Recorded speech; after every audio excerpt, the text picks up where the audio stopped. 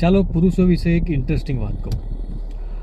આ જો વાત દરેક સ્ત્રી સમજી લે તો એને એના પાર્ટનર સાથે કોમ્યુનિકેટ કરવામાં, વાતચીત કરવામાં ઘણી બધી સગવડ રહેશે.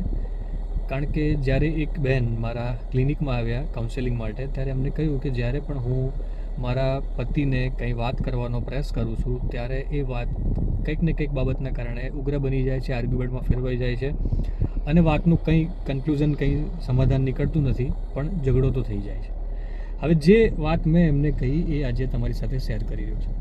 જો પુરુષ જે છે ને એ નેચરલી કુદરતી રીતે પ્રોબ્લેમ સોલ્વર છે, એટલે કે સમસ્યાનો ઉકેલ લાવવા માટેનું પુરુષનું માઇન્ડસેટ પહેલેથી બનેલું છે.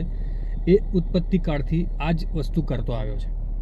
એટલે જ્યારે કોઈ સ્ત્રી પોતાની દૈનિક સમસ્યા, રૂટીન, જે એની લાઈફમાં કોઈ પ્રોબ્લેમ ચાલતો હોય, મૂંઝવણ હોય, એના વિશે વાત કરશે તો નેચરલી પુરુષ એવો જ પ્રયત્ન કરશે કે હું જલ્દીથી જલ્દી આને કંઈક સોલ્યુશન આપું, જલ્દીથી જલ્દી કંઈક એના ઉકેલ માટે હું એને વાત કરું.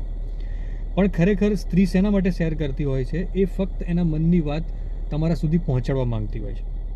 એને સોલ્યુશનની જરૂર હોતી નથી, અને કદાચ પ્રેક્ટિકલી એ સોલ્યુશન જે પુરુષ આપી રહ્યો છે એ સોલ્યુશન એ સ્વીકારતી પણ નથી, એને ઇફેક્ટિવ માનતી હોતી નથી.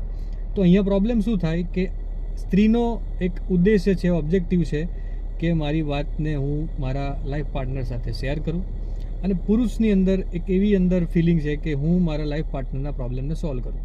બંનેના ઉદ્દેશ્ય અલગ અલગ છે, એટલે કોમ્યુનિકેશનની અંદર કંઈ ને કંઈ મિસઅન્ડરસ્ટેન્ડિંગ થશે.